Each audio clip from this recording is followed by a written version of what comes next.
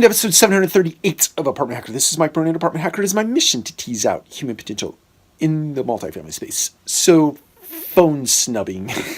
This is a topic that I think is front and center because every single person has a phone in their hand for the lion's share of their time, at least their awake time.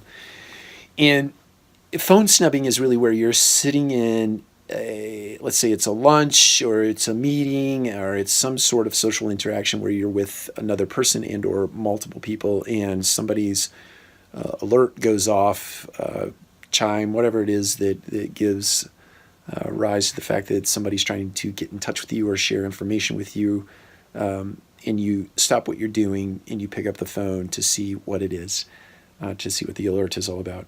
That's phone snubbing, and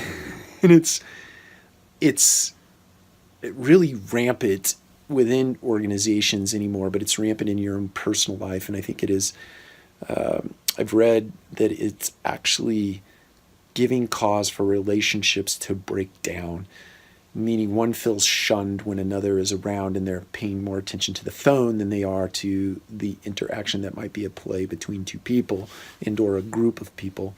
And so I think it's really important for us as leaders in the multifamily space, especially when we're in meetings, to leave the phone behind. Leave it back in your office. There's really nothing that is so emergent in nature that you have to be called to it that second, right?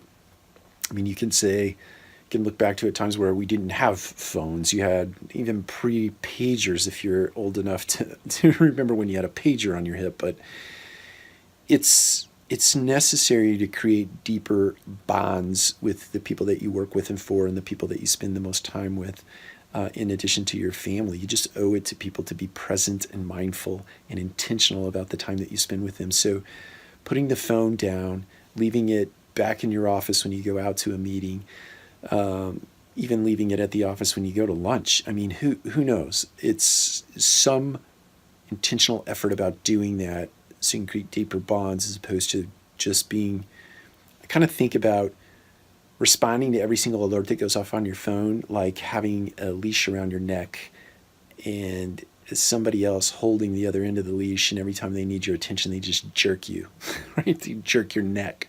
Or the other way I've described this is you have a string tied around your heart, and let's assume for a second that string sort of protrudes out of your chest, and somebody has that string, right? And anytime they need your attention, they just pull on the string and they pull at your heart. And you've given them control to do that. That is the